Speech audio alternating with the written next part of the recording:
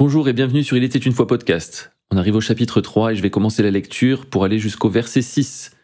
En ce temps-là parut Jean-Baptiste, prêchant dans le désert de Judée. Il disait « Repentez-vous, car le royaume des cieux est proche ». Jean est celui qui avait été annoncé par Ésaïe le prophète lorsqu'il dit « C'est ici la voix de celui qui crie dans le désert.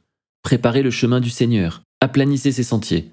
Jean avait un vêtement de poil de chameau et une ceinture de cuir autour des reins. Il se nourrissait de sauterelles et de miel sauvage.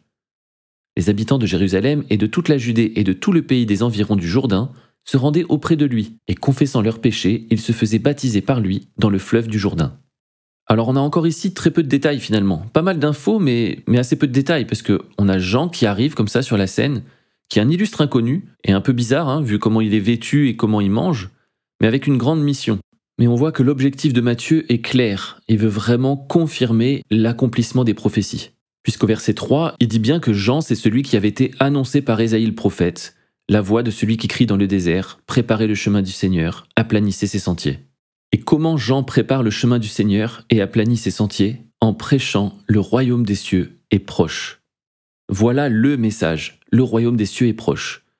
Alors il commence par dire « Repentez-vous ». Repentez-vous, ça veut dire changer de mentalité, changer de façon de penser. Donc quelque part, s'il dit « Repentez-vous car le royaume des cieux est proche », ça veut dire que les gens pensaient que le royaume des cieux n'était pas proche probablement.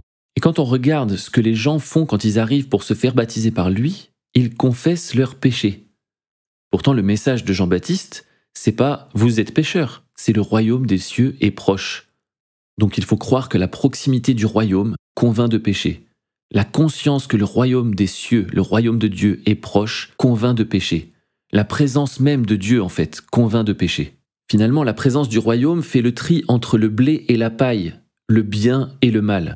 Et certains prédicateurs devraient peut-être prendre exemple, parce que beaucoup encore prêchent sur ce qui ne va pas, alors qu'on devrait prêcher sur ce qui va.